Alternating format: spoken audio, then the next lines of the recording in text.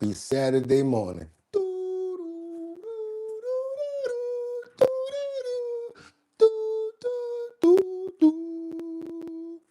Hello, please let me know if you can hear me. How everybody doing this morning? Just want to know if y'all can hear me. Let me get this camera straight. All right, cool. All right, let's start from there. Let's push that over. Oh, that was a good call right there. Hope everybody's having a fantastic morning. Why are pictures of Trump, Bannon, Clinton, and more in the new Epstein files? Thank you so much. I'm so glad that you guys can hear me because we about to get it in. We got a lot to cover. And guess what? Y'all know what time it is almost. Let me check this audio over here. Okay. You're not on.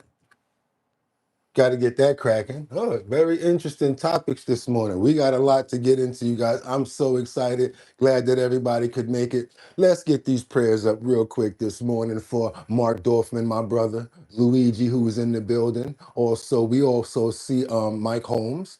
Okay. Now, oh, who's Liberty and Justice? So glad that you're here. Who else we got up in the building? CJ the cat. I see you, CJ. How you doing, Batty Lynn? God bless you too. Hope you're feeling safe and sound. Okay, also want to give out shout outs and prayers to Rebecca Lanyan Bueno, my brother Casey Ramos. Hope you're doing well. Okay, who else we got up in here? Gilbert, I see you. Everybody, let's get it in, y'all, because it's almost time to do it. And without any further ado, I'm ready to get into the show. Hope you guys had a good evening. I slept very well. I'm sorry. Amen. Amen. I'm so sorry. Amen, Lord. Thank you so much. Amen. Hope you guys had a fantastic evening. I hope that everybody slept well. And I also hope that you guys are ready. Got your tea, your coffee, and everything ready because it's time to get to work. Y'all know what time it is. Let me just check this one more time because I'm ready to go. They're ready to go. I said it's time to start the show. I hope you're ready, yo, yo, yo, yo, yo, yo.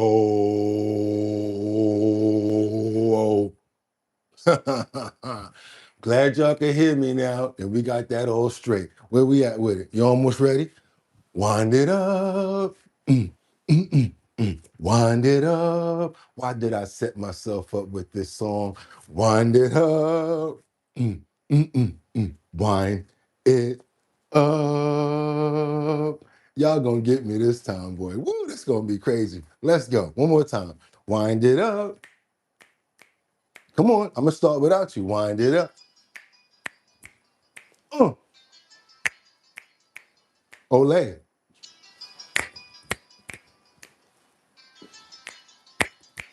Don't play. Y'all ready? Let's go.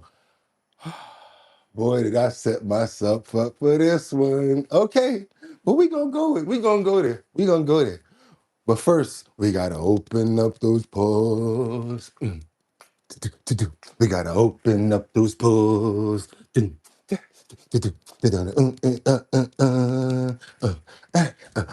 We gotta open up those pores. We gotta open up those pores.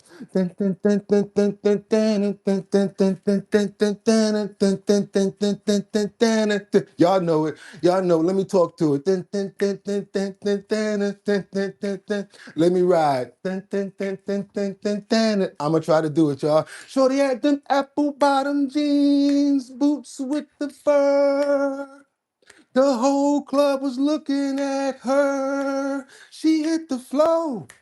Next thing you know, shorty got low, low, low, low, low, low, low. Them sweatbox with the man, them Reeboks with the stand, with the straps, turned around and gave that big booty a smack. She hit the flow. Next thing you know, shorty got low, low, low, low, low, low, low, low. That was my joint right there too. Y'all know why I'm amped up. Y'all know how we do it every morning because this if pump that beat. This Saturday, the 13th. That's right, y'all. It's 2025. I'm your host, Bugatti NYC, and this here's our bottom line, where we be talking about this and that and that and this and this and that and that. Where we be talking about this and that and that and this and this and that. Just got me lit. Let me talk to him. Shorty had them apple bottom jeans, boots with the fur. The whole club was looking at her. She hit the flow. Next thing you know, Shorty got low, low, low, low, low. Look, come on now, stop playing. That was another one that made y'all run to the dance floor every single time that you heard it. Come on now, let's keep on moving forward, you guys. How y'all doing this morning? It's your boy Bugatti NYC, and like I always tell you, you could have went anywhere. But the fact of the matter that you came here to chill with me, I appreciate you. It is Saturday morning. That's right, you guys. Get your coffee. I'm not telling you to go get a big bowl of cereal because we kind of past that point. But I'm going to say get your coffee, get your drinks, because I got a lot to get into, a lot of current events, trending topics, and much more that we have to cover this morning. Hope everybody here is having a great weekend, having a great, fantastic Saturday. Let's do this the way that we always do it, you guys. You know how we're going to do this, right? I got 5 on it. I'm going to stack 5 videos at a time.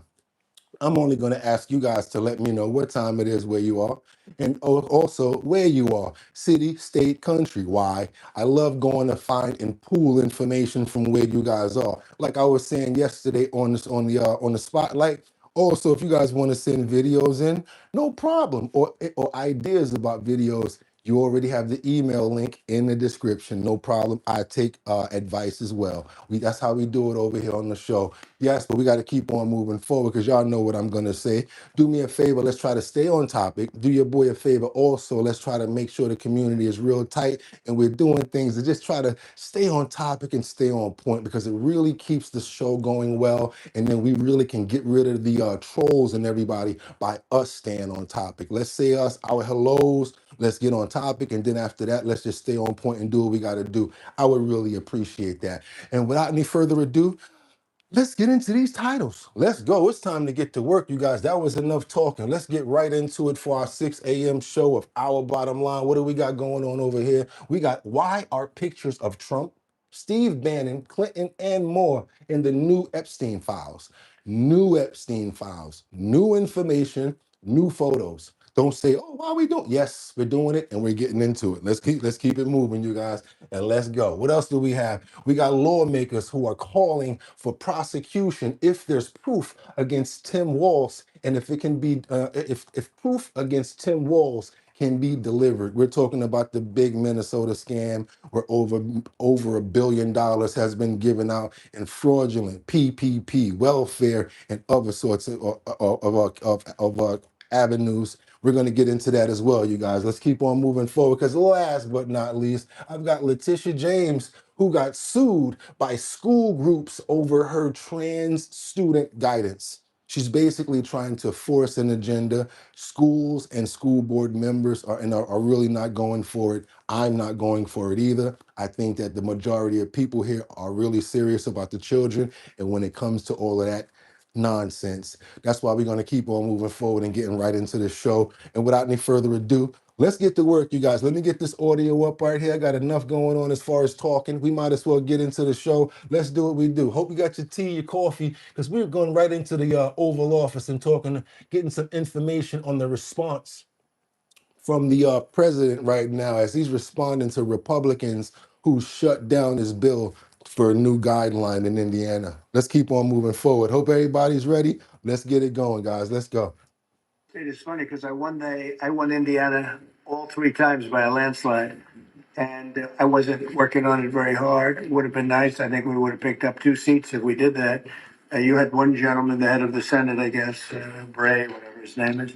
I heard he was against it. They probably lose his next primary, whatever that is. I hope he does, but because he's done a tremendous service. I mean, think of it. It's a great place. I love the people there. They love me. You know, we won in a landslide all 3 times. Got tremendous votes. I got record votes. And then you there's no reason for doing that. And the Democrats do it to us, so I can't imagine that they do it. But I wasn't very much involved. But there's a man named Bray, I guess, head of the Senate. Was that Bray? Is that the name, Bray? Uh, and I mean, I'm sure that whenever his primary is, it's I think in 2 years. But I'm sure he'll go down. He'll go down. I'll certainly support anybody that wants to go against him. Uh-oh, Bray, you out of there. I guess that you already heard what that means. Probably got 2 more years until Bray is out of there. Let's keep on moving forward to our next title that we're talking about when it comes down to Letitia James. I don't even want to wait on this one. We're getting right over to Washington, D.C., where Letitia James is being sued by school groups over this trans guidance agenda that she's trying to put in. Let's keep on going, y'all. A group of Long Island parents and school board members are suing New York Attorney General Letitia James. They say her threat to remove school board members if they refuse to follow state guidance on trans students is Sherman's having relations. Sherman's having relations. She's already doing it. It's already starting. Like, are you serious? Who are you trying to play up to? Because you do know, guys, between you and I, there is an election coming up soon. And you know, y'all think she's trying to use the Barack move, where he's trying to sign in all the broken wristed people to get the support so she may be able to get reelected. I'm not stupid. We shouldn't be. And let's keep on moving forward. I want to get this back to where it got to be at. Let's go. Attorney General Letitia James. They say her threat to remove school board members if they refuse to follow state guidance on trans students is unconstitutional. The lawsuit says this, and it says a lot, but here's an excerpt.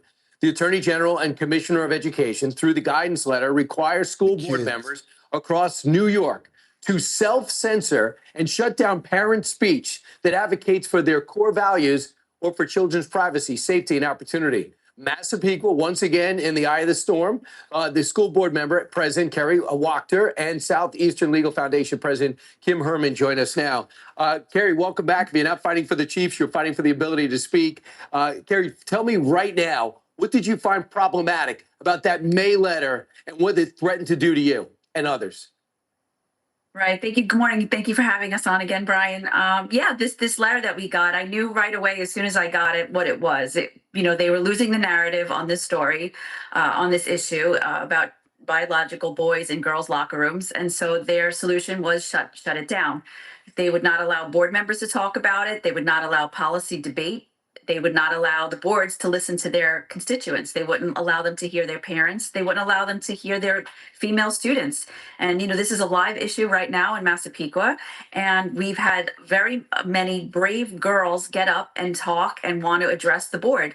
And if Letitia James has her way, she would have us silence these young girls who want to speak up and tell everyone that they are uncomfortable having a biological male in their locker room. It's incredible. And of course, if you did. I just don't get it, y'all. Please help me understand why the hell she's fighting for this and why this is a major focal point and a push that she's going after. Why can't she be trying to figure out how to help the people and get some more jobs, worry about maybe apartments and worrying about the homeless people that are on the streets, maybe trying to anything you could be doing right now. Why would you go and do something like this that's hurting children? I don't care what nobody's saying. This is stupid, especially you trying to tell the parents what they can talk about when it comes down to their children. So that means you're going to silence them in other categories. And guess what? The agenda will be copied if it happens here, if it's successful. Oh, New York did it.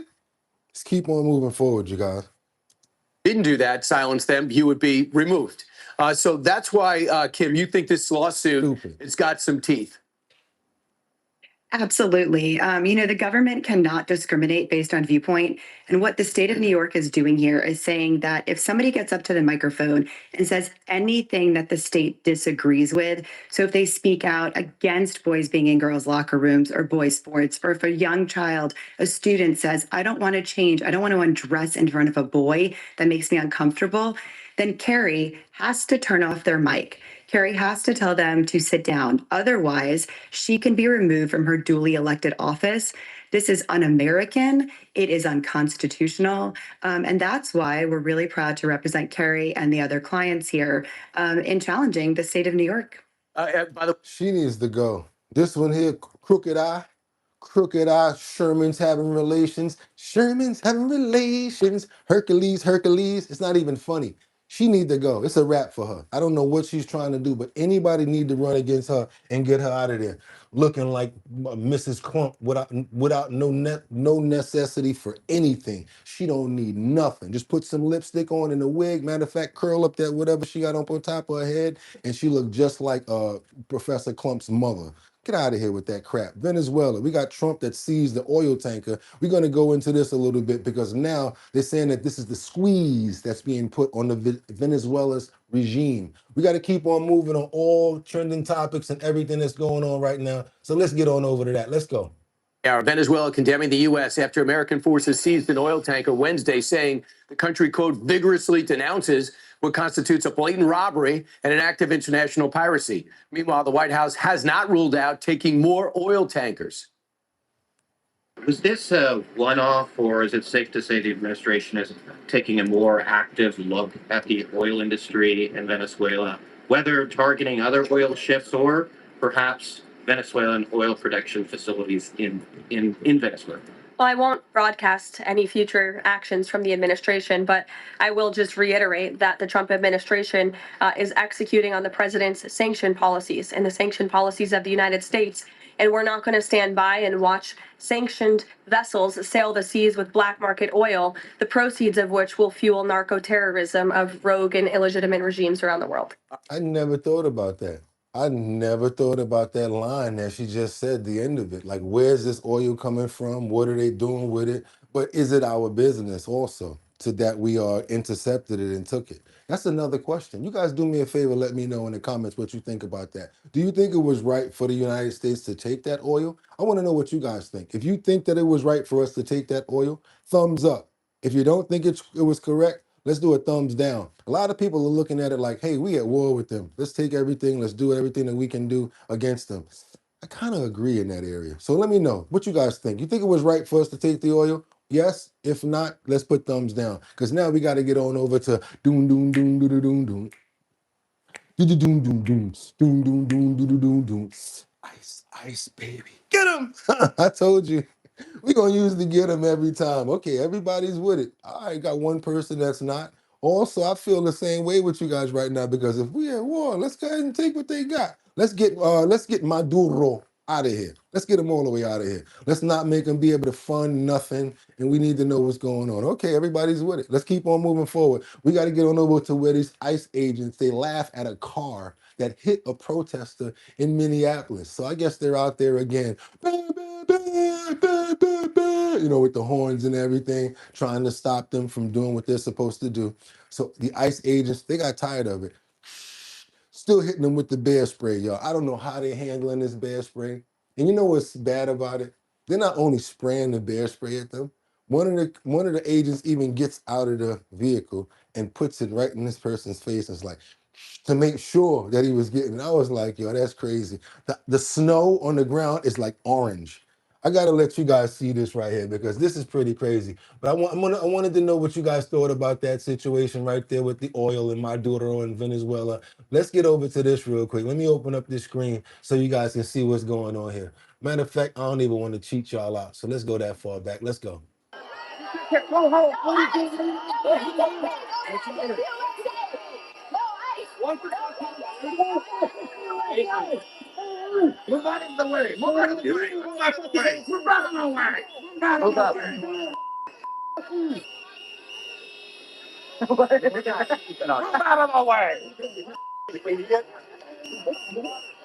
I don't want to turn it up because of the whistles.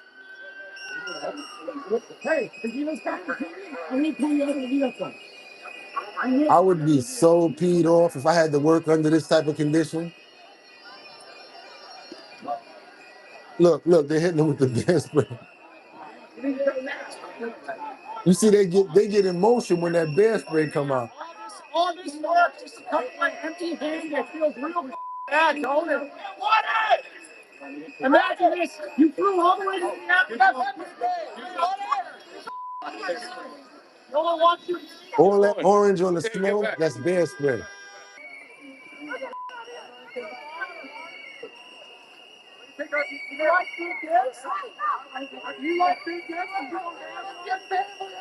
This is the part where somebody gets hit by the vehicle and the ICE agent starts laughing. To the other side. Let's go to the other side. Be on the lookout for a guy look like he got on a black North Face and a black sweats and a black snow pants.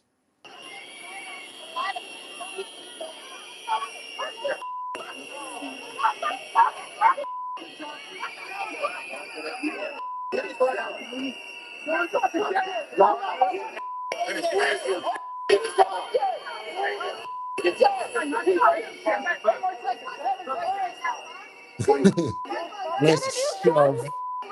Nice little shovey. Hey, watch how you spray that. Yeah, push it. Yeah. He's a German immigrant.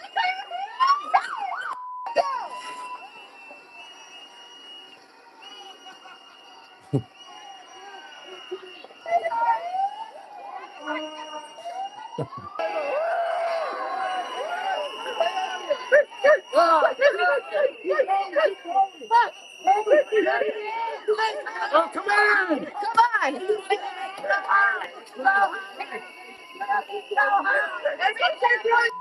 Yeah, one down. You're good. Hey!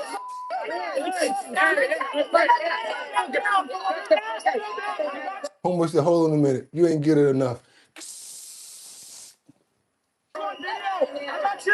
I got you on video. Your mask came down. Yo, man, not me, not the kid. That's not the type of protest that we're gonna be doing at our bottom line. I would never call you guys out and be like, okay, flash mob, we're going against. Man, listen, that would never be us, trust me. Do your boy a favor and get those likes up, double tap that screen, look, somebody covering their eyes over there. Somebody trying to cover their eyes like this. We got to keep on moving forward, you guys. I told you it was getting real out there. Where we at now? Lawmakers call for the prosecution, if proven, against Tim Walz. Check this out, you guys. We staying over in Minneapolis for a little while. We got more news to bring you guys. Let's go. These troubling reports about the fraud that's been uncovered there under Governor Tim Walz's watch. I understand that it's one of the largest, or not the largest instance of COVID fraud that's been uncovered to date.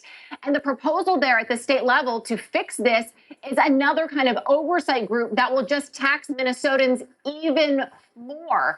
Your thoughts on kind of getting down to the root cause of the fraud, and how are you going to hold Governor Walz accountable for this? That was crazy. Well, two That really was big questions. nuts. First, the root cause of the was fraud crazy. would be Tim Walz and Keith Ellison. Before Keith Ellison, there was a Democrat attorney general named Lori Swanson that was actually investigating and prosecuting Somali daycare fraud. Lori Swanson ran for the Democrat nomination to run for governor in 2018 against who? Tim Walz.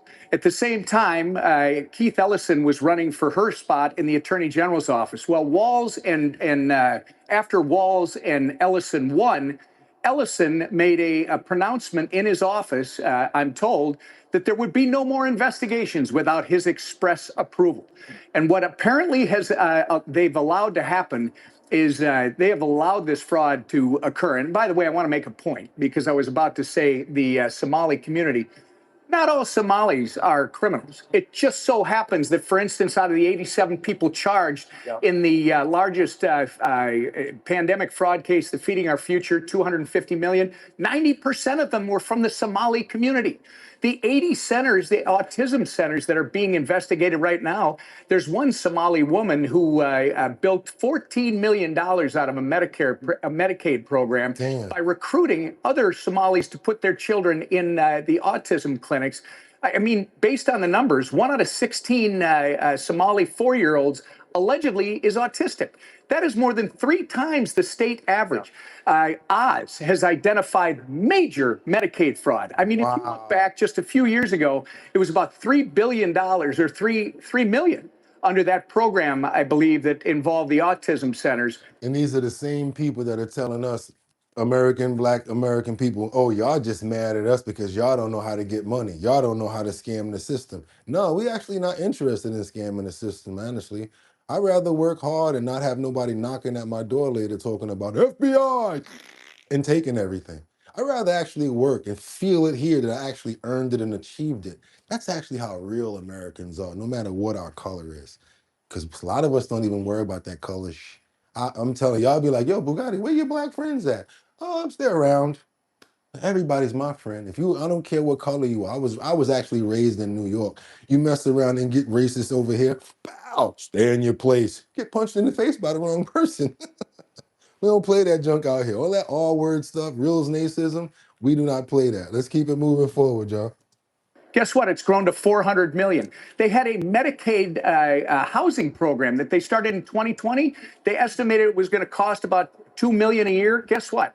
Over the first 4 years, they built $100 million out of that program, and they shut it down in October this year because of the fraud, and they'd already sucked out another 61 million. So Wow. Your second question, if the whistleblowers that are coming forward are real, and if they can document what they are claiming, which is that they told Tim Walz about the fraud, and he not only ignored them, but he retaliated against him, there's criminal activity here that needs to be prosecuted to the fullest extent. Okay, that's an important update, sir. And I hope Minnesotans can figure out that the folks who... Let's keep on moving forward, y'all. Let's go. It's getting good today. It's getting good. That's right. That's how you do it on a Saturday morning. Do your boy a favor and double tap that screen. Hit those 3 buttons. Hit that like right there. If you have not subscribed already to the channel, why haven't you done so? Become a member. Hit that notification bell down there so that you know when we're on. And guess what? New York. And if I can make it there, I'll make it.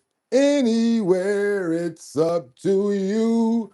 New York, New York. That's right, you guys, and another day 7. That's right, day 7 in the Luigi Mangione hearing. That's right, all ladies, I know you guys actually like this guy. I have no idea why, but hey, let's get it. We got this information going back and forth about the Philadelphia police officers who actually searched his backpack. Let's get into that, you guys, because this is what his defense team is trying to get them to keep out of evidence. Let's keep it moving. Let's go. Well, today is day 7 of accused CEO killer Luigi Mangione's pretrial hearing. All right, what was only supposed to last about a week, a couple days, now expected to drag on into a 3rd week. Plenty more testimony is expected. Some more witnesses could be called. Jessica Formosa, what do you know about this? Well, a lot happened in court yesterday, I can tell you this. And remember, this started December 1st. We're into week 2, ending week 2. And yesterday we heard from more witnesses. In total, about 11 witnesses so far. Today will be day 7 of this pretrial hearing.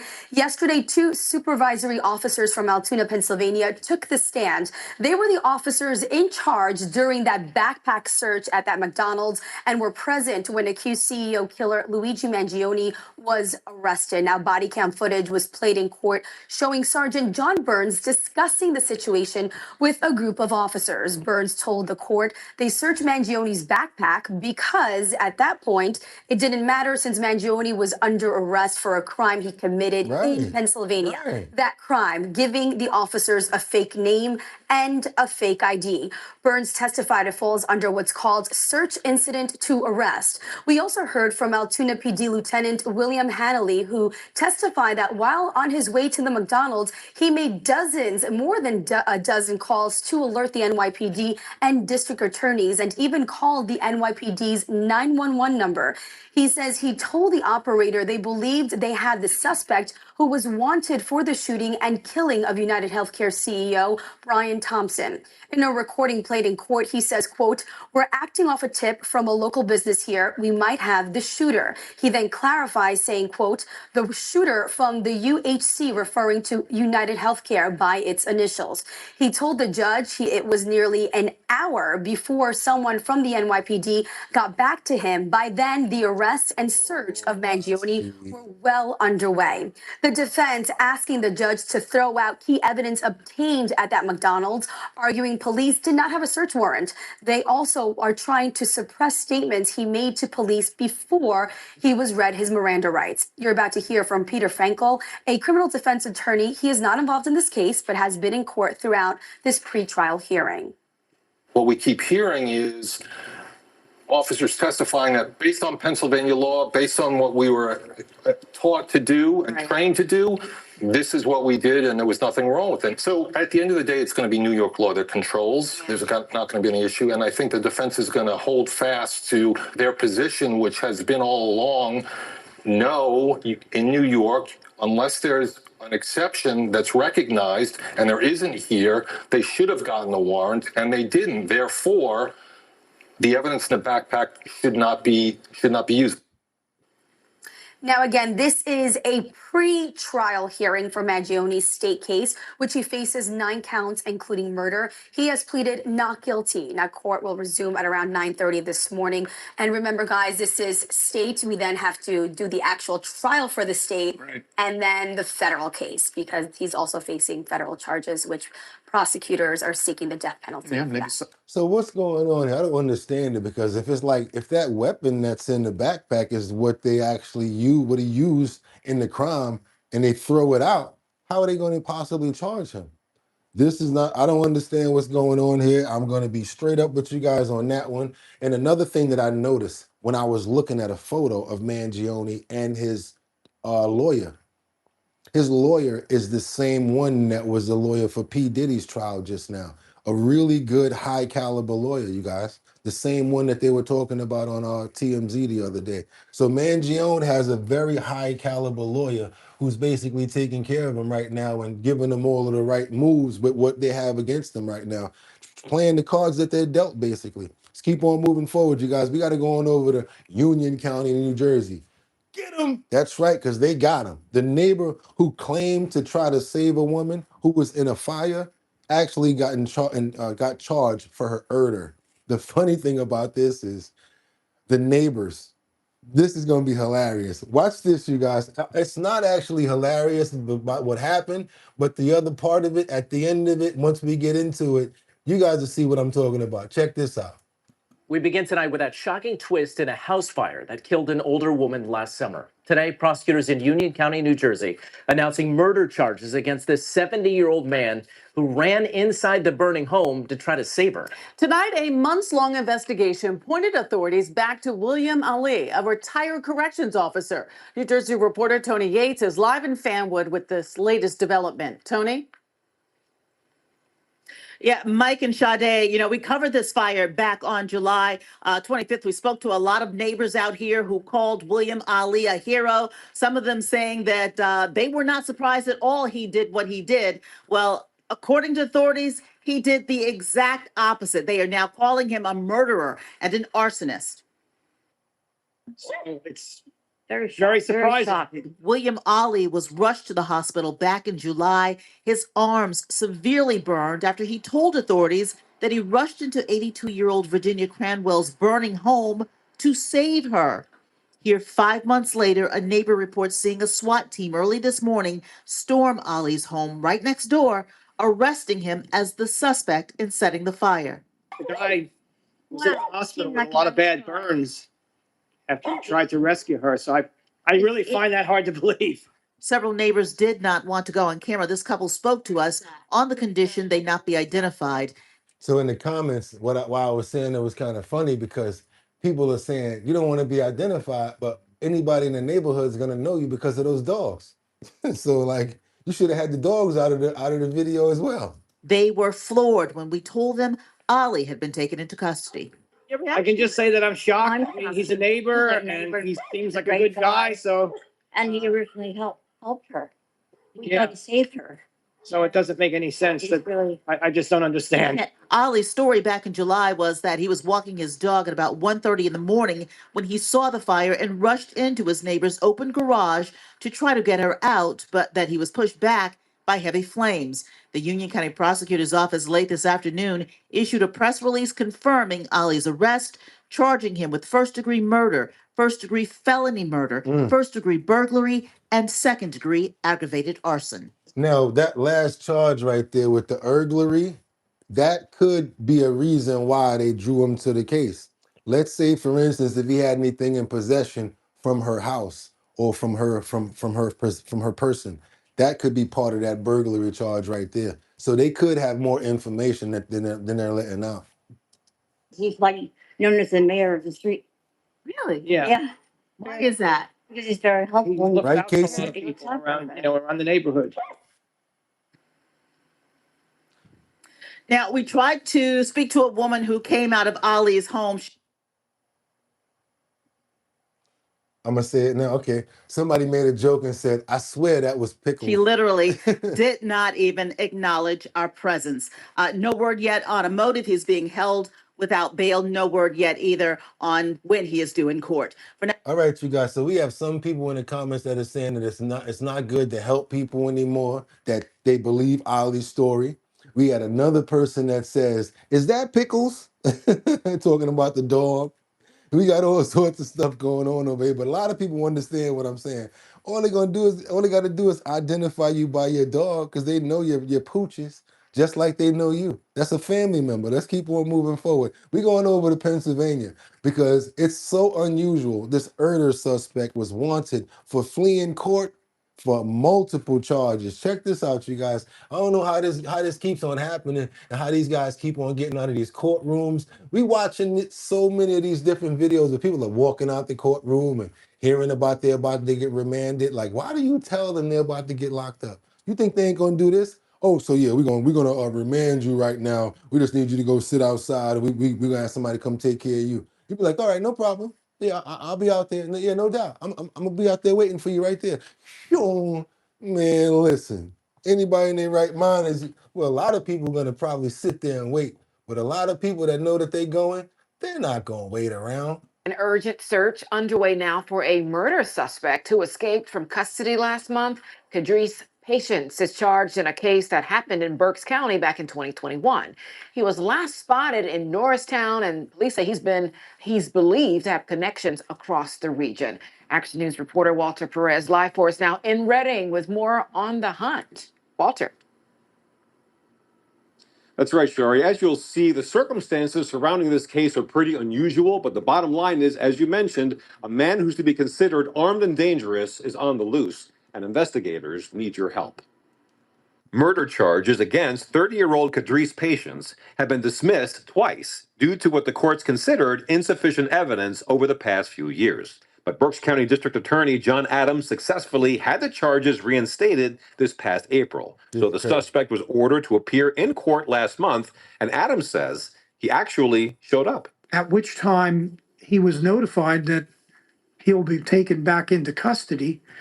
And before he could actually be taken into custody, he absconded. Damn right. And he fled the building. Kadrice Patience has been a fugitive ever since. It was the spring of 2021 when Patience, along with this man named Magnum Morrison, allegedly entered the home of Orlando Rodriguez on North 10th Street in Reading to rob him. A struggle ensued, which ended with Rodriguez shot and killed. Now, despite the purported lack of evidence against Patience, Morrison has already been tried and convicted for his role as a co-defendant in this case.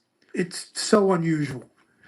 But he's out there and he needs to face justice. Investigators say they had been working some good leads in this case. And while Patience was last seen in Norristown, he has been able to elude police. He's got connections in southeastern Pennsylvania. So we're actively looking for him.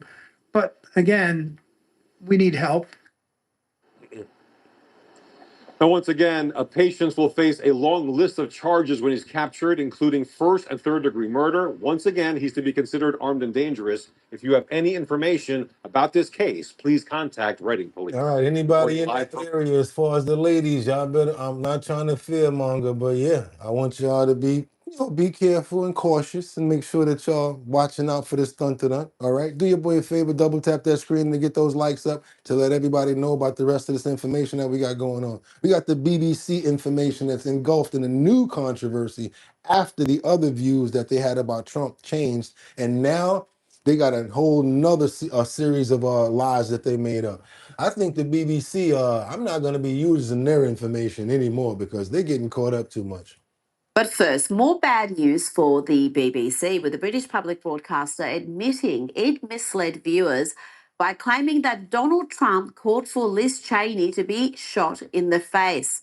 In the days before the presidential election last year, a presenter on BBC said that Donald Trump appeared to suggest Liz Cheney should face a firing squad for her stance on foreign policy. In an internal memo, BBC News said its coverage had been inaccurate, but no correction was ever issued publicly. So just because you're saying, you know, we understand it was inaccurate, but you have to do what they call retract. Let people know that that's not a good story. We made a mistake. Put something out to let people know. They just left it alone. And we saw this exact same lie being pushed by our very own ABC. Have a look. Donald Trump certainly took that acrimony a step further in that interview with Tucker Carlson, describing her as a very dumb person, a war hawk, and even raising the hypothetical, I guess, of her facing a firing squad. Of course, he did no such thing. Donald Trump was merely making the point that people who are pro-war, like Liz Cheney, are rather cavalier about risking other people's lives, but they would never put themselves in the firing line. Joining me now is the Institute of Public Affairs Deputy Executive Director. No. We got to keep on moving forward. We got to get on over to some true crime information right here. We got this one right here. Woo! This South California lady right here. She know how to make a good story. I guess I went to California one time, couple of times, and I was hanging out in my hotel room, and it was during an event. We had a lot of people come over because I was doing like fashion at that time, was working for academics. So I had the hotel room. Matter of fact, I think it had something to do with an alcohol. Matter of fact, it was the BET. It was the BET Awards in Los Angeles, man. Let me get that right. BET Awards in Los Angeles.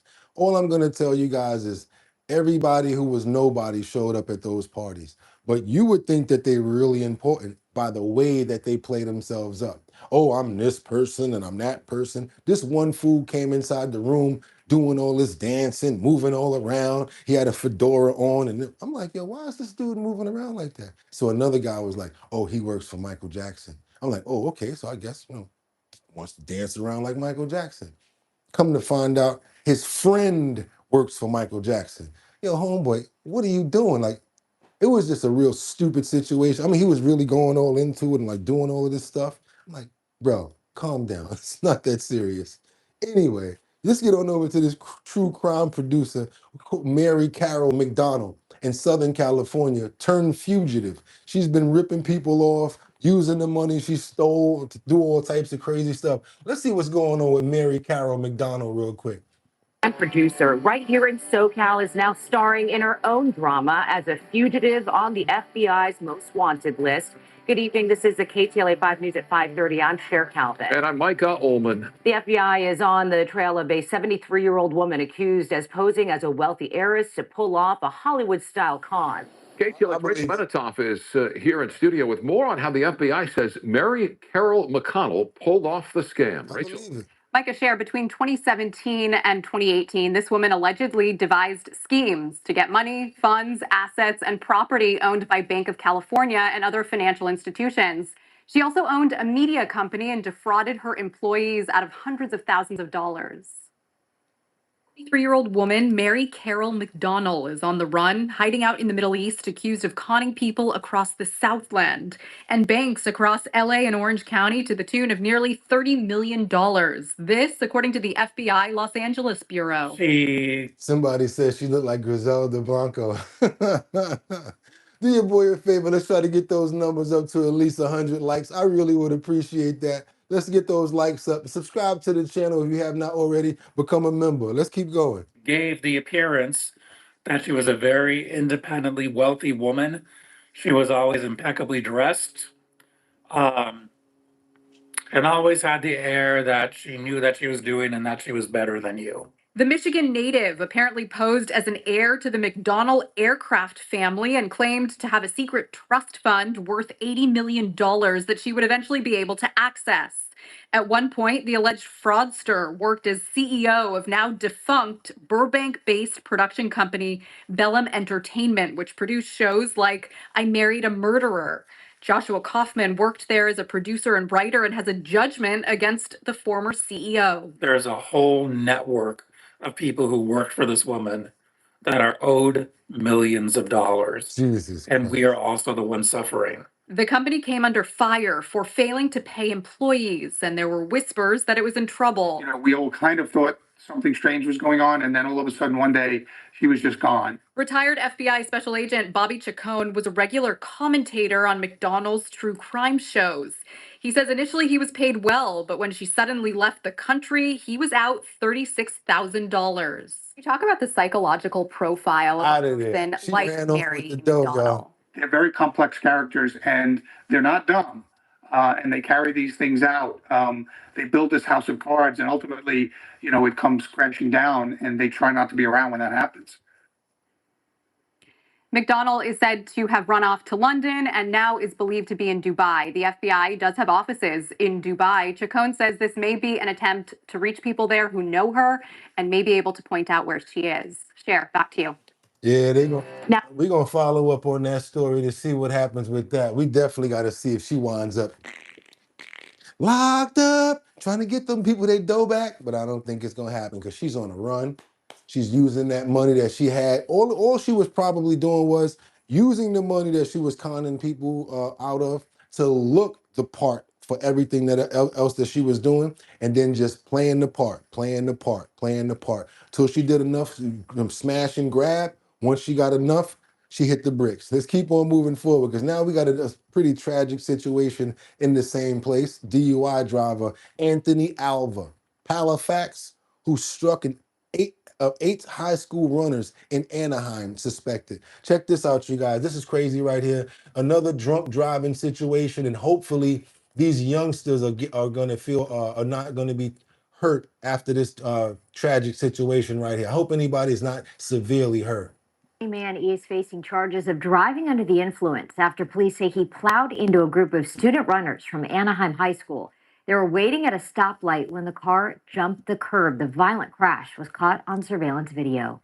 KTLA's Megan Tellis live now in Anaheim with more on that for us. Megan, good morning. Yeah, good morning to you, Jess. It didn't happen far from here being Anaheim High School. Those students being on the cross-country team at this high school were on an afternoon run. This happened around 3 o'clock. Again, you mentioned they were at that stop when a vehicle came plowing into them. That vehicle description, an orange Toyota Corolla. The driver of that vehicle, Anaheim Police Department just released this photo of him. You can see a picture. It's a 27-year-old Anaheim resident. His name has been released, Anthony Alva Palafox, the driver of the car seen in this surveillance video. We'll get to that now. He's driving southbound on Harbor Boulevard through the North Street intersection, hopped the curb, and then crashed into 8 students ranging in ages from 16 to 17 years old, both male and female, again, on that cross-country Anaheim High School team.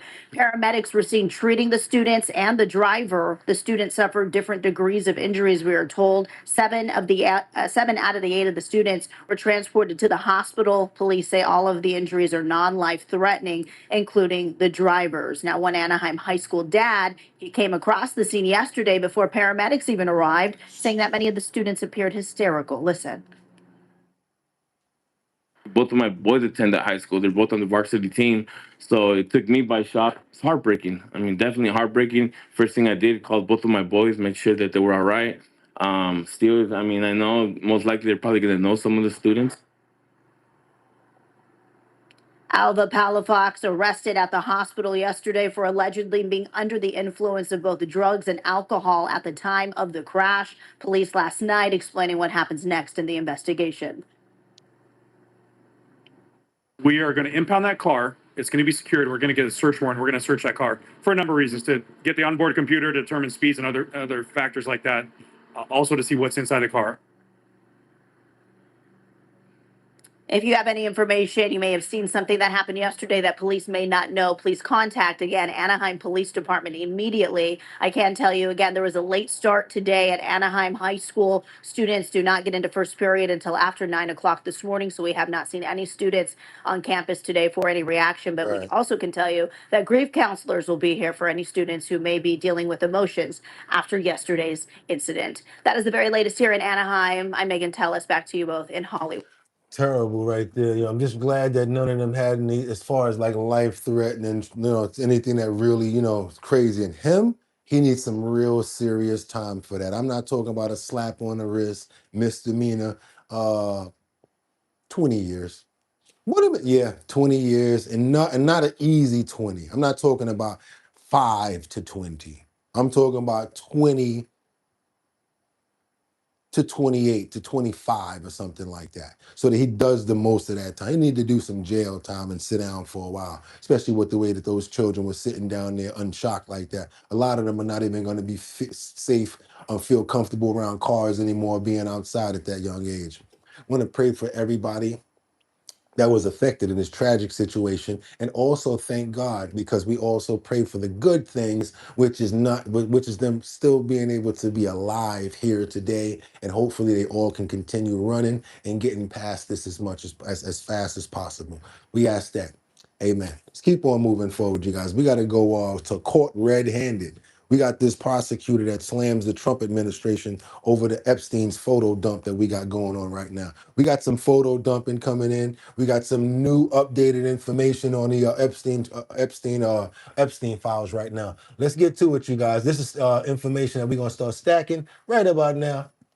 One thing I do want to say is because of certain platforms that I'm getting this information from, don't feel like just because certain platforms that what they're saying is what I believe.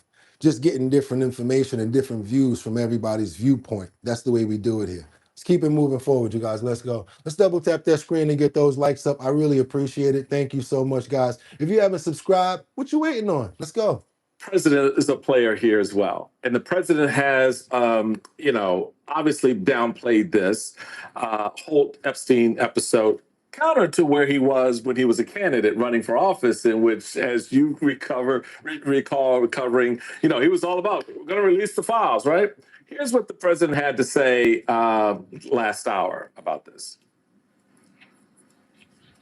Well, I haven't seen it, but I mean, everybody knew this man. He was all over Palm Beach. He has photos with everybody. I mean, almost there are hundreds and hundreds of people that have photos with him. So that's no big deal. I know nothing about it. It's no big deal. I know nothing about it. What are we hearing from the man whose picture we have, with Epstein, with young women? We don't know the context again of the photo, but there it is. So you can't, deniability and saying, I don't know, you don't remember? Yes, it's hard to believe that he really doesn't remember anything about this. To me, Trump's presence in these files, whether the Justice Department or the states, that to me is the most important issue. Because we can all— That's Woody Allen right there, y'all. With Epstein. Epstein standing up, and that's Woody Allen right there sitting down. Looks like he's probably at one of his movie sets, because he looks like he's on set with headphones on. all talk about Woody Allen and Bill Clinton and on and on and on. Only one of these people is the sitting president. Right.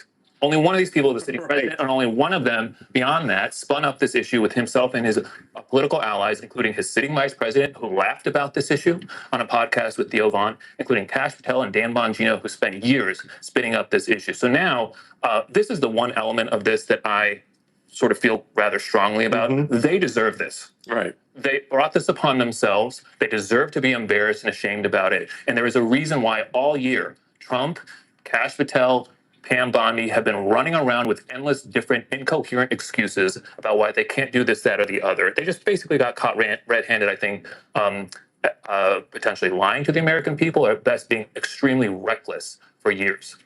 All right, but again, we have to also remember that just because someone's in a photo with somebody does not make them criminally a criminal. So let's just get that out. Also, let's keep on moving forward to these unreleased images, horrific in nature, that they're not going to show when it comes down to those images. But we're going to see a couple of others, and let's get into what the Democrats are saying about it, because yes, they're already starting to release these files, you guys, and we're going to get on top of it. Let's keep moving. Let's do what we got to do. These photos are really disturbing. And I know we've put some out today. There are many others. And some of the other photos that we did not put out today are incredibly disturbing. Today's it's under Republican control. The Republican majority's hand has been forced to some extent, both by the toxic politics of Epstein and quite deft maneuvering of the Democrats on that committee, including ranking member Robert Garcia of California, and Congressman Robert Garcia joins me now. It's good to have you on the program. I want to just follow up with the thing you said this morning, which I think has been haunting all of us all day, about some of these are very disturbing. And I wonder if you could just elaborate what you mean by that about disturbing, because we're talking about Jeffrey Epstein here.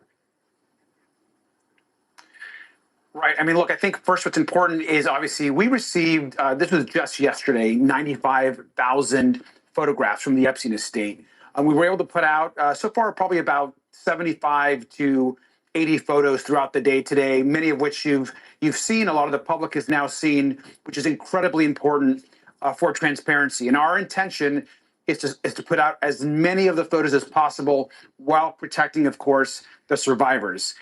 Including in the photos are many photos of women and many photos that are disturbing and that need to be redacted and that we need to think through very carefully in how those are presented to the public. Because at the end of the day, the most important thing is that we protect the survivors. And I personally met with numerous survivors, both individually and in groups, and this is critical to the investigation. But there is, make no mistake, that beyond what folks have seen today, Jeffrey Epstein was a sick man. Ghislaine Maxwell was a monster, and the harm and abuse that they have caused women and children needs to be exposed, and the powerful men that did that harm need to be exposed, and there has to be justice.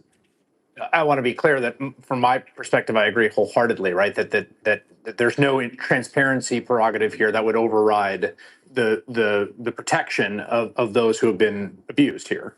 But I just want to get a clearer sense from you. Like, are you saying there is documentation of these abuses? That, like, in the photos there is documentary evidence of some of the things that Jeffrey Epstein and Ghislaine Maxwell are accused of or convicted of doing?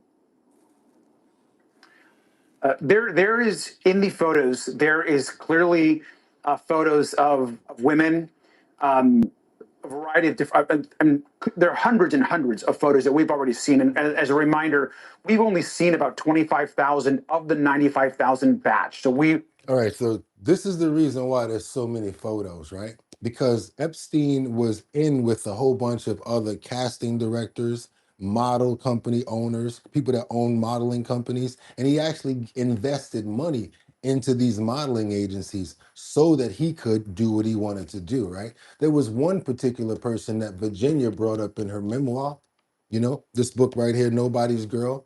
One particular person that owned a fashion modeling agency, he has three names, who she said, and he's about 54 years old, who she said repeatedly R-worded her. And as a treat to Jeffrey Epstein, he flew over three triplets under the age of 15 years old to satisfy him from Brazil, and they sent them back. It's in the book. She said thousands of girls were being flown in from other countries. It's not all about the United States. Brazil, different places all over, Ukraine, Russia. It's talking about all over the world. Thousands of girls, thousands. And not just for him, to serve other people. So your boy was an international, worldwide imp. And he also extorted people with the videos that he made and acquired from him being with those people being with those underage girls and using it against them. been going through the whole production in batches, but of the 25,000 photos that we have seen, there are hundreds and hundreds of photos of women, of which some of those are very disturbing, and of which some of those are horrific in nature and certainly sexual in nature. And so that's the work that the team and the research team right now is focused on, and we're going to ensure that the public gets transparency, that we get the information out, and we're being very thoughtful about protecting those women. And again, we just got this yesterday, but we are committed to transparency and the truth will get out. And right now, there is one person in the United States that has the power to bring justice to these women and to get the truth out, and that's Donald Trump. He should release the files today. Yeah, I mean, thank you for being a little clearer there. I really don't want to. 7 more days left to the full files are released, no matter what. And I'm just saying, if that is the amount right there, that's a lot. As far as if they can redact anything out of all of this stuff that's going on, I'm talking about 30 or 40 years worth of information and photos, y'all. There's a lot. There's a whole lot. And all of this trouble, and when he was eventually, of course, charged and indicted for sex trafficking young underage women. And I should note, Wolf, as you noted, none of the pictures that we're releasing today that we've got our hands on show any sexual misconduct. We don't believe any show any underage girls. It's really just speaking more to Jeffrey Epstein's life and what that looked like. So that was Bill Gates taking a photo with the airline pilot that flies the plane back and forth from Jeff Epstein's island. So yeah, I guess Bill Gates flew to Little St. John a few times. And lawyers for his estate basically told the committee that they had photos, they had videos that were taken at any property that was owned, rented, operated, or used by Jeffrey Epstein for about 30 years. So that just kind of tells you the span of what you're looking at here. Is Jeffrey Epstein was surrounding himself with a lot of powerful people, which of course we now know also helped insulate him at times from the crimes he was committing. Powerful people who helped insulate him from the crimes that he was committing. Let's keep on moving, you guys. Let's get up out of here. That was enough for that. We got Charlie Kirk information that we got to get into now, because now we got a break and some smiling information. They're trying to say that Tyler Robinson, yes, Tyler Robinson did show up yesterday for court, and it's about the Charlie Kirk A-word, assassination, that I can't say. Let's do your boy a favor and double tap that screen. We still #1 over here. Nobody do it like we do. It's your boy BOOGOTTINYC. This is our bottom line. Do me a favor, let's double tap that screen to get those likes up. Hopefully we can get some more numbers up there to get more people over here, because that's what your likes do. You hit that like button, YouTube gets a notification. They send up that header. And then the next thing you know that they do, people say, what's going on over here? And I do the rest. We keep on moving forward. We got a great show. Let's keep on moving forward now, because we got to get on over to Utah. Tyler Robinson appears in court. Let's go, y'all. Let's do it.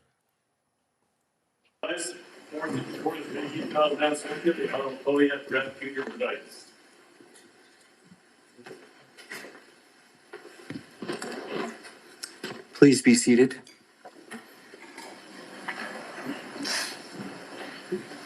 Court is now in session.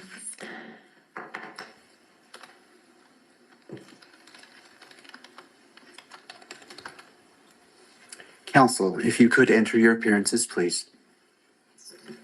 Your Honor, Christopher Ballard, Ryan McBride, Chad Grunander, and Lauren Hunt on behalf of the state. Good afternoon. Good afternoon, Your Honor. Kathy Nestor, excuse me, Richard Novak, Stacy Visser on behalf of Mr. Robinson. Good afternoon.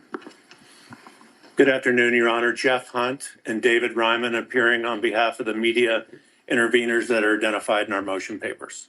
Good afternoon. Michael Judd, Your Honor, Parsons, Bailey, and Latimer on behalf of another set of media interveners also identified in the briefs. Good afternoon, and I recognize Mr. Robinson in the courtroom as well. Good afternoon. And for the benefit of the record, calling case 251-403-576, State of Utah versus Tyler James Robinson. Counsel, as we're moving forward today, I want to give an overview of what we anticipate doing. And it comes down, we're addressing 3 issues. The first is the October 14th, 2025 audio recording of the closed hearing and the October 24th, 2025 transcript of that hearing. The second is the state's motion to amend or clarify the publicity order, commonly known or referred to as the gag order. And finally, the motion for limited intervention and request for notice of motions to close, seal, or reclassify, and which has been filed by the media organizations and by counsel who are present today.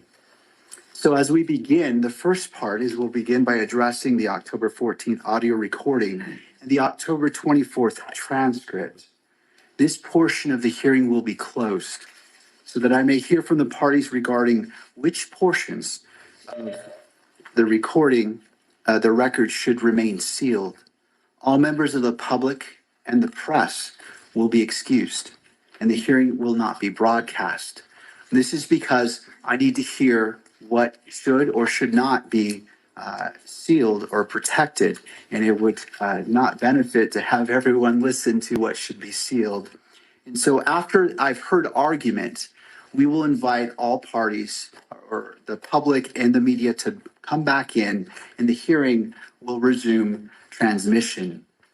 Okay, you guys, y'all heard what he said. That's basically what's going on, and you guys see what they were going to be talking about. This is all pre-trial information, what's going on with the Charlie Kirk case. We're going to be following it, and we're going to keep on moving forward. Now we got to get on over to Washington as Kristi Noem defends Donald Trump's immigration policies. Let's keep on moving forward, you guys. Doom, doom, doom, doom, doom, doom. Wonder Woman. Doom, doom, doom, doom. Is that what she's doing? Let's keep on moving forward, y'all. Let's go. Is that it? The Homeland Security Secretary Kristi Noem testifying at the Worldwide Threats hearing where she defended the Trump administration's immigration policies. Since this is about worldwide threats, can you discuss what DHS's most significant concerns are today for the country? I would say, Mr. Chairman, what keeps me up at night is that we don't necessarily know all of the people that are in this country, who they are and what their intentions are. And that is why we are so aggressive at making sure that we're going out and doing investigative work, finding those violent criminals, finding those people who shouldn't be in this country to begin with, and those that want to go after and to harm our American citizens. Former DHS Deputy Assistant Secretary Jonathan Fahey joins me now. Jonathan, thanks for joining us. Here is the moment that everyone needs to hear out of this hearing when it comes to how safe or unsafe we are in this country right now. Listen to this. Bananas. So far, NCTC has identified around 18,000 known and suspected terrorists that the Biden administration let come into our country. These are individuals who, under normal circumstances, would never be allowed to enter our country because of their ties to jihadi groups like ISIS and al-Qaeda. Yet the Biden administration not only let them into the country, and in many cases facilitated their entry into the country. That's the director of the National Counterterrorism Center, Joe Kent, and he put the number at 18,000 individuals who are known or suspected terrorists who are let into this country under the Biden administration. And I know a lot of people say, why are we talking about that? Yeah, because what are they planning on doing, and what do they have the power to do now that there's 18,000 people here that are ready to do whatever that they're told to do? You got to think about stuff like that. That's crazy right there. Crazy. Do we know where all of those people are right now? Hell no.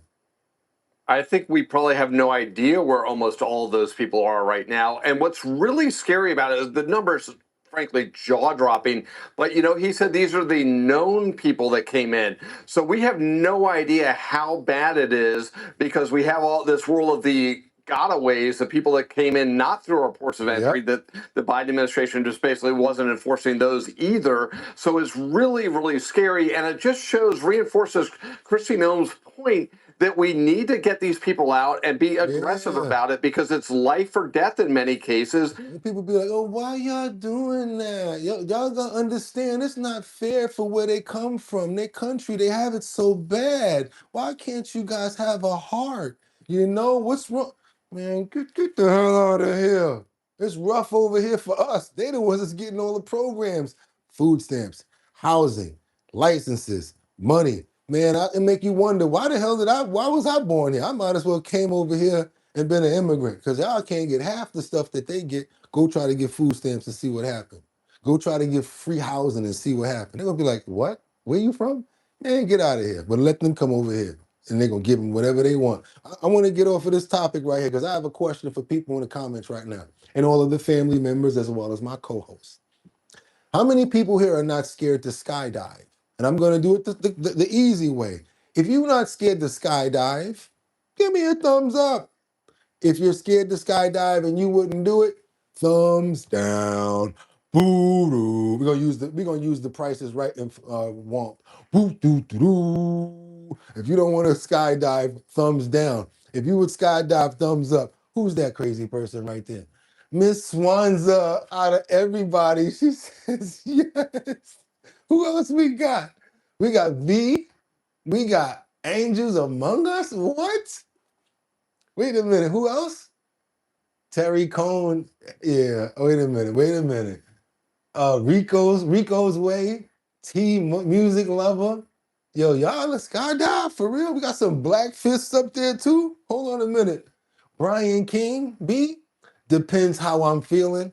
Yeah, all right. Yo, I'm not gonna lie. A lot of y'all brave. I didn't know that you guys were brave like that. Who said that? Casey said maybe. Skydiving, Casey? Oh, y'all braver than me. And let me show you why. Because this dude right here, this guy right here, we got this information, we got this video, this skydiver.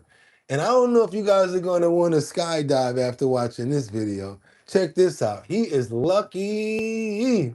And this is what I'm saying. The only heights I'm messing with is Washington Heights. If you're a thrill seeker thinking about going on your first skydive, you may want to forget you ever saw this clip. I apologize in advance. This is the moment a skydiver's parachute, and what we want to assume was a freak accident, prematurely deploys, dragging the skydiver onto the tail of the plane. The parachute there getting entangled, leaving him dangling some 15,000 feet in the air. He's already injured at this point. If you look close, you can see his legs actually hit the tail when he gets yanked back. Clearly, the plane can't land like that, so the diver actually has to saw through the cords connecting him to his parachute one by one so he can eventually begin his descent. Thankfully, it was the reserve chute that became trapped, so he was able to deploy his main parachute. He ended up landing safely, though clearly a little beat up and maybe scared. We got to talk about this with Dan Brodsky. Chenfield is a world champion skydiver who's completed more than 32,000 jumps. I started crying for him as soon as he got caught on a wing. I was like, it's over. What they gonna do? They can't land the plane with him on there like that. What they gonna do? Drill snag him? Huh? What they gonna do? Try to drop him in some water? What they gonna do? He had to literally cut those strings, and he's lucky he had a reserve, because if he didn't, boom, boom, boom, boom. So how many people still think that they want to go skydiving? Let me get the thumbs up for everybody here that wants to go and still thinks that they'd like to go skydiving. Not trying to throw water on your flame. Just want to know. Terry's crazy. Look at Angels. Okay, so now y'all crazy. Y'all saw something like Scary Movie when the guy said, "Hit this," and he fell on the ground, and then Marlon looked over and said, "Yo, pass that shit." That's how y'all get down. Y'all crazy, y'all. Thanks so much for being with us, Dan. I wonder how many That is some craziness right there. times you've seen a reserve parachute get tangled like this on a plane. I personally have never seen it. I've been skydiving for 45 years, but I do know of a few different instances where that has happened with either a main or reserve parachute. So what exactly happened here? What's your understanding of how this thing deployed? It got caught on a handle, right? That's what it sounds like. I don't have much more information than you do at the moment. But every skydiver, when they get in the airplane, prior to getting in the airplane, does a complete gear check, make sure their handles are secure, make sure the container is properly closed. And they also check this again before getting out of the airplane, just to make sure while you were moving inside the airplane that you didn't knock a handle loose or anything else. So as we climb out, everything should be secure without any problems. Apparently, the skydiver got the handle caught on something getting out of the airplane, which then deployed the reserve parachute while they were standing outside of the airplane. And then it went over the tail. And Ooh, boy, oh boy. I'm good, y'all. See, the way to stay out of trouble like that, just don't do it. I'm good. Ain't no way. There's no amount of money you can pay me. No, they be like, yo, Bugatti, as soon as you get to the ground, $30 million. I will have the same amount of money in my pocket, in my account that I had today. Ain't no way. I don't care. 30 million, nope. 40 million, nope. 50 million, nope. 60 million, nope. 70 million, nope. No amount of money. I don't care what no money I'll say. A certain amount of money that I'm just not doing it. I'm just not doing it. Let's get on over to this a so sad situation, but it turned out to be a good situation. A owner leaves a puppy in a box in front of a rescue. This is not a big deal, right? Sounds like a regular situation here. Check this out.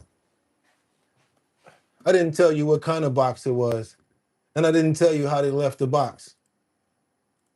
Now to a story that would make any pet lover angry. The Pennsylvania SPCA saying a puppy was left in a sealed box outside of a shelter in Hunting Park. Yeah, this discovery prompted an urgent response from employees. Action News reporter Brianna Smith live for us in Hunting Park with the story of how the pup now getting a second chance, Brianna.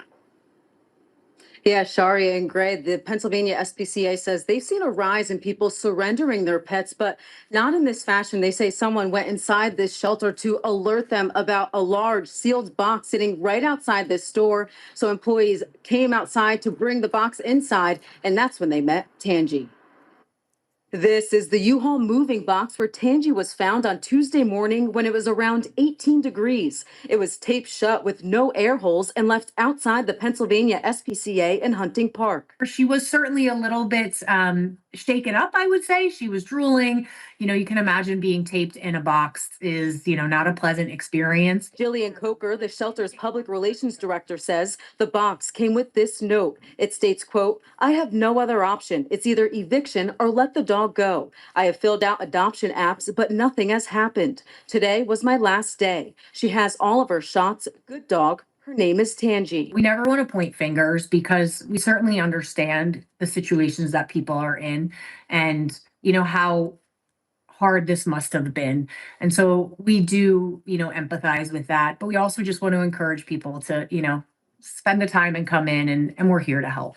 Yeah, man, don't do that. I mean, I understand that she probably feel a certain way, and she probably was like, if I leave the box open, Tangi's not gonna do nothing but jump out. But at least put some air holes in there or something like that, and try to do it in a time when the place is open. And it's really hard right now because it's hard for people to feed themselves, and pet food is not cheap right now, which is why a lot of people don't have pets. But leaving her in a box like that, it's really not good, you guys. We got to care much more for the animals. Let's keep on moving.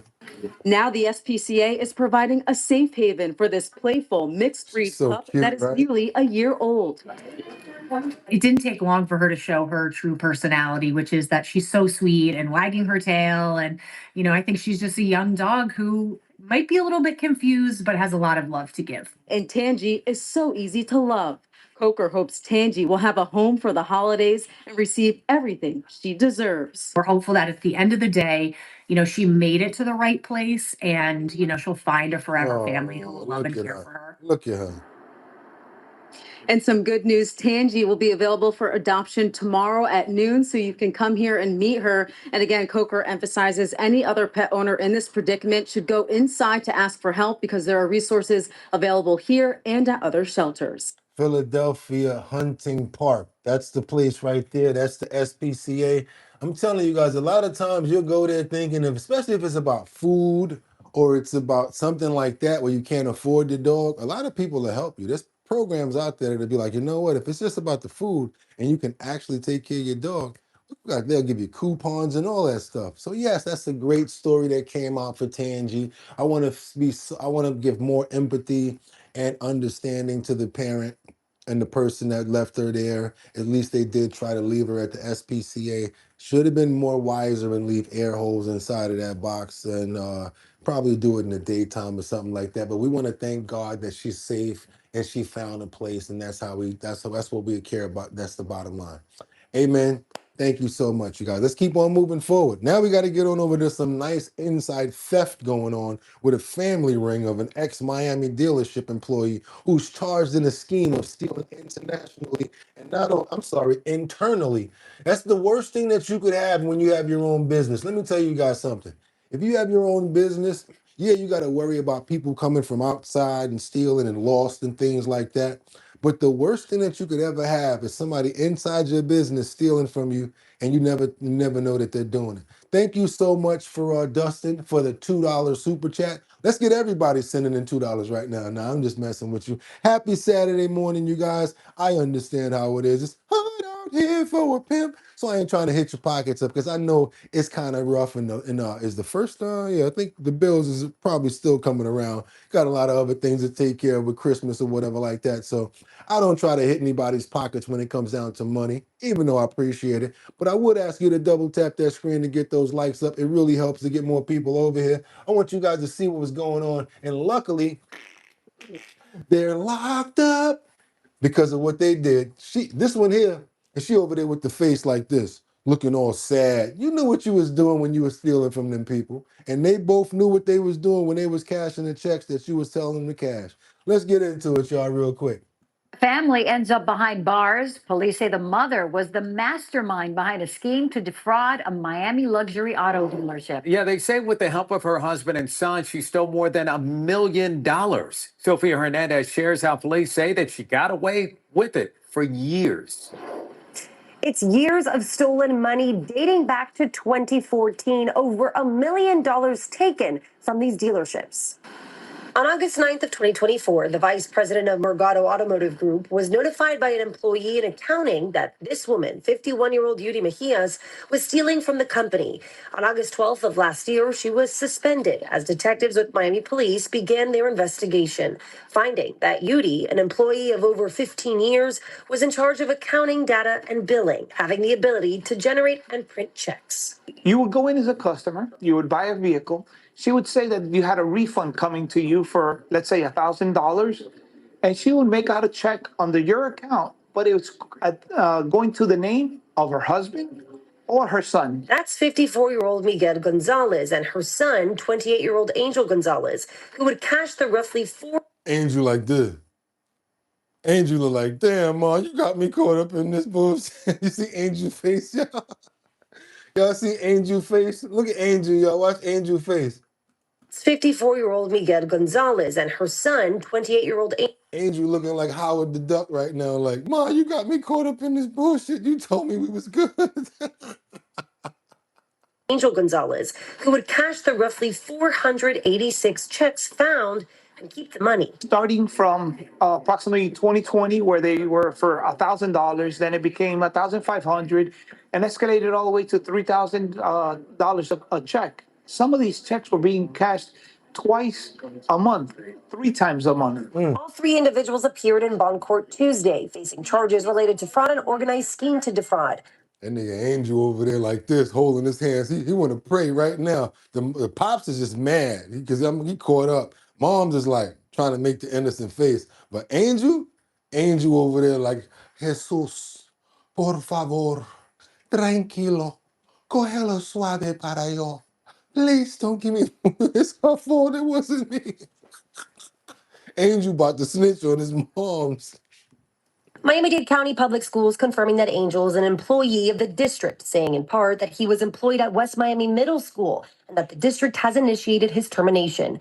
As for Morgado Automotive Group, they shared this statement saying, these developments are the... This nigga done lost his job and all that, man. Damn, you done got me fired while I'm locked up? How you get fired on your day off, fool? Stealing boxes?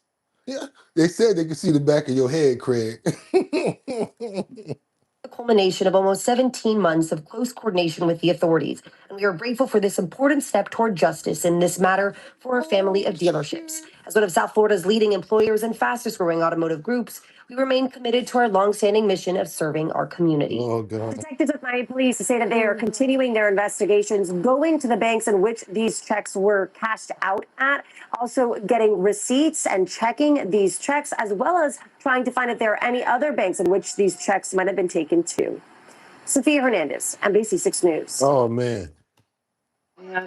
Angel looking at that camera like, Ma, you got me caught up in this shit. You told me we was good. That nigga tight right now. And I lost my job too.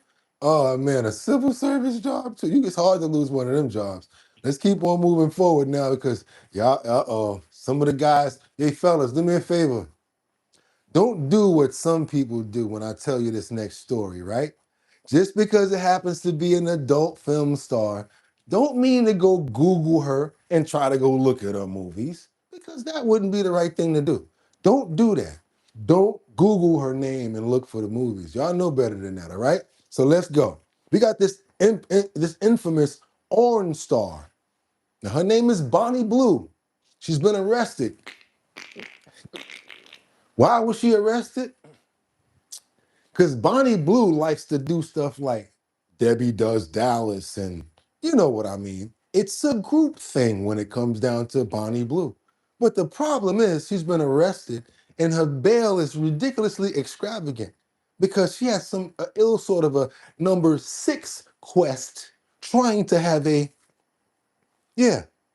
ang bang in the wrong place. What the hell make you think it's okay to go to Indonesia and do a Orn movie? And under those laws, they trying to get his full life just for doing an ang bang. Yeah, you guys, Pornhub, all of those sites like that. I don't know what's going on with what's her name over here, Bonnie Blue. But yeah, she tried to go do it around the world and got locked up in India. Let's get on over to Indonesia real quick. I'm trying to be as clean as possible when I report this story because I don't know if there's any youngsters in here. Hopefully there aren't. Let's get into it. First, Bonnie Blue, the porn star famous for betting 1,000 men in one day, faces 15 years jail after being arrested in Bali. She arrived on the Indonesian island at the start of schoolies and made no attempt to hide her intentions. Those that are going to schoolies and to those that are barely legal. Cannot wait to meet you. And I'm in Bali, so you know exactly what that means. So she was on her social network calling people out like, y'all know where to be at, pull up. Y'all know what it's about to be, right? And you know, fellas, she probably got a bunch of fans all over the world. This is why I tell you guys, don't fall for temptation. Don't fall for it. She has since been arrested along with 17 men while allegedly filming content. Now, as you can see, the men, 15 of whom were Australian, weren't too keen to show their faces. I can't imagine why. It's been reported that Bonnie Blue may be prosecuted for allegedly breaching Indonesia's morality laws. And if found guilty, she faces a fine of more than $500,000 and a prison sentence long. Come on, because I know these guys want to see this story. Enough to make her rethink her career choices.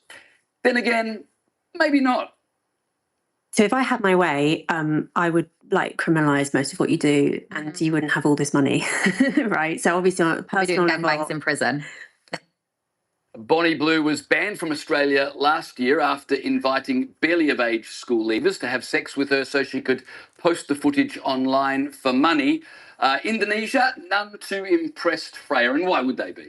Well, I think it's so funny how Westerners go to Bali and they forget that Indonesia is 87% Muslim. And in 2022, they enacted morality laws based around Islamic values that ban even things like sleeping with people outside of marriage, cohabitation before marriage, let alone what Bonnie Blue is doing, which is full-scale pornography production, and she's advertising it. So I can see why the Indonesian government was not too happy about that. I think she was completely naive and foolish to think she would be able to do that. But in many ways, Bonnie Blue is the end result of the sexual revolution. Sex has become just an act like any other. It has been turned into a commodity that you can buy and sell, and there is no Fellas is like, where you can buy it? Where? no moral value attached to it anymore. So are we really surprised?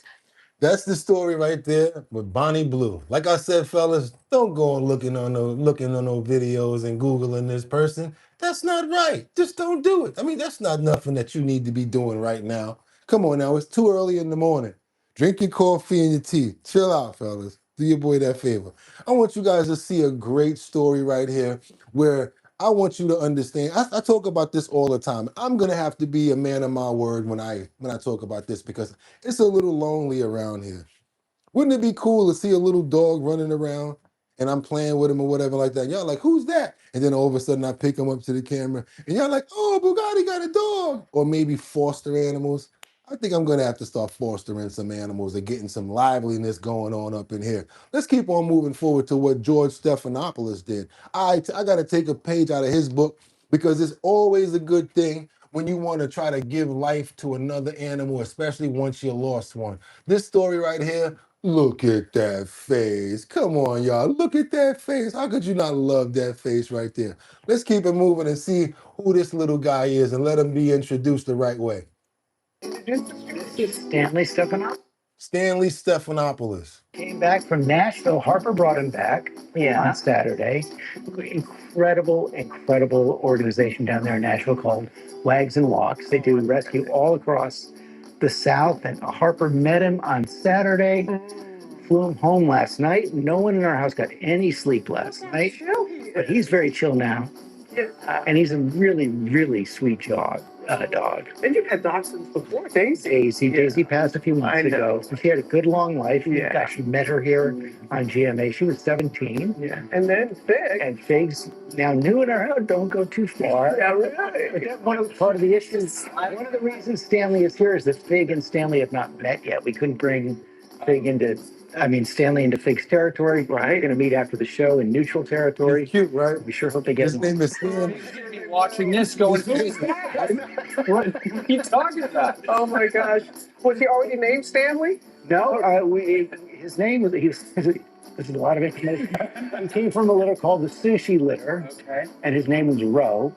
He's the only male in the litter. That's okay. You can deal with that. But Allie's a genius at this. She just said his name is Stanley. Oh, we all agree. She knew the thing. She saw Big and knew things. Same exact. He is so chill. Yeah. Well, can I tell you, Stanley? Stanley, you won the jackpot. You're Stephanopoulos. Life is good. Life is good off the main streets of Nashville. She said, "Life is good." I wanted you guys to hear that part because she was right. She said, "You did good, Stanley. You did good. You're now a Stephanopoulos. Life is good off the mean streets of of Nashville." And she's right about that. I love to see dogs get good homes. Love to see stuff like that. I just do. Love to see it. Check this out, you guys. I want you guys to see this story right here. This dog is a police dog. Sniffs out all sorts of D-rugs and things like that. But this is the first time he actually gets a chance to see his trainer. He hasn't seen his trainer since his 6 months of his training. All of a sudden they said, you know what, we're gonna go into a supermarket and we're gonna walk by each other and we're gonna see if the dog recognizes you. Check this out right here, y'all. See, this is me, I could do these videos all day. We could do the hour bottom line about dogs and animals all day long if it was up to me.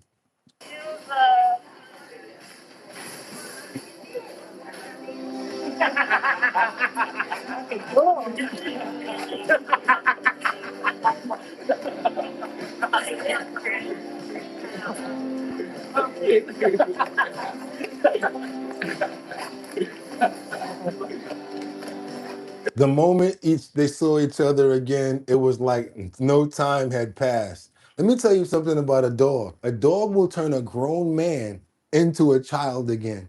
Look at this grown man on the ground right now in the supermarket, not giving a HELL hockey stick about what nobody's saying right now.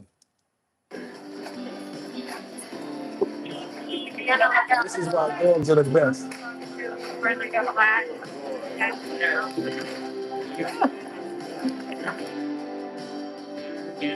You can see his ears perk up the moment he sees him. But the discipline makes him contain himself until he gets there.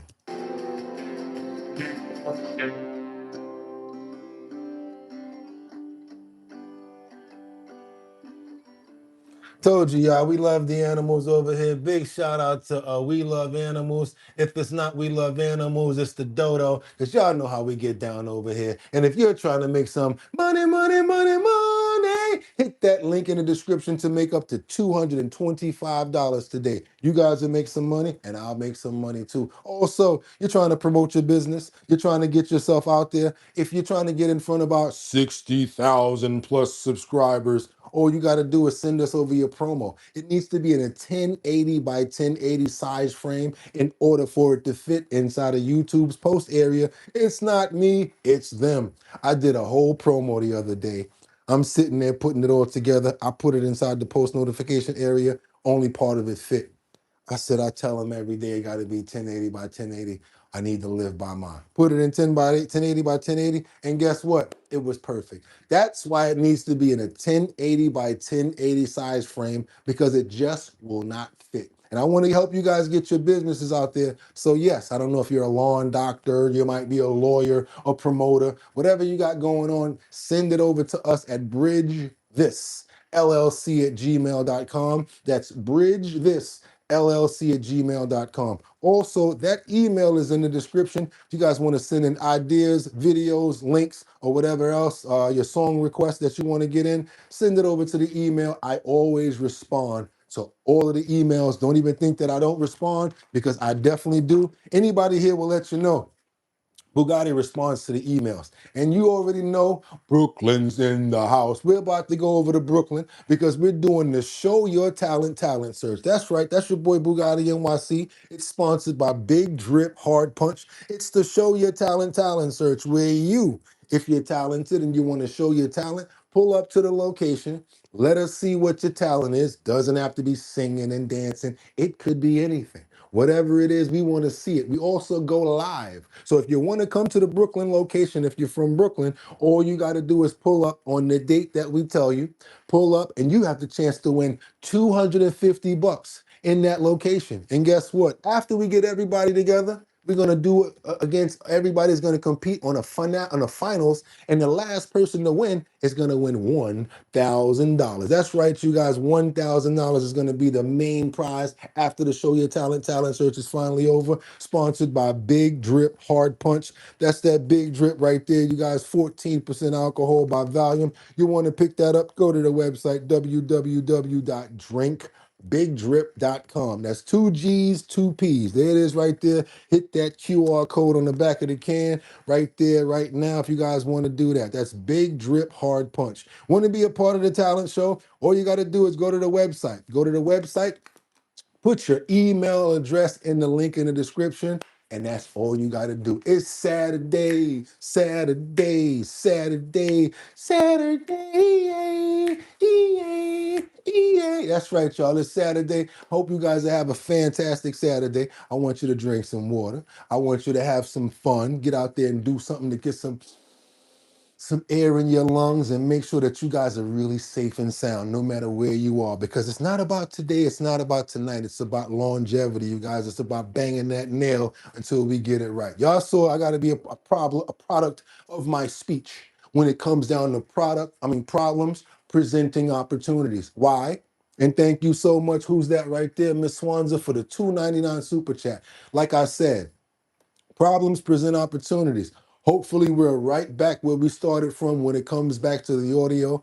But again, we had to fight through it. We have to keep on moving. And that's why we got to keep on being persistent. I wanted to be a product of what I was saying. So therefore, I did not give up and I kept on pushing. Now, the next move is, like I told you guys, turning those words around on those videos so we can get it right. The only thing is, we have a different sort of setup, so it's not too easy to do. But no excuses, because that's what I promised myself to do this year before it's over. But you guys, I just want you to know, I want you to have a fantastic Saturday. I want to pray for everybody that's in the chat right now. We got Miss Swanza up in here. Thank you for the $2.99 super chat. Also, Casey Ramos, who's in the building, Liberty and Justice, Rebecca Lanya and Bueno. Who else we got up in here? We got Terry Combs, Sky. How you doing, Sky? I see Carl up in the building. We got Batty Lynn. What's up, Audrey? How you doing, Dustin? What's going on over there, CJ the Cat? I see you, CEO. What's going on, everybody? B Gun. Hold up. Who that right there? Okay. Welcome to the bottom line. Thank you so much for that new membership right there. And I work for you guys to make sure that I do the best that I can to try to be entertaining, engaging, and I do not try to put my opinions over you guys. I want you to have a full scope of whatever you guys want to do. Amen. With that being said, and I really mean that right there. That's why I kept that under the prayer as well. I like to be bipartisan. I like to give you guys the information as it comes out to let you decide what you want to do with it. That's why we have our forums, and that's why we can do what we got to do. And with that being said, tomorrow is what? Purple Sunday. It's Purple Sunday, y'all. Purple Sunday.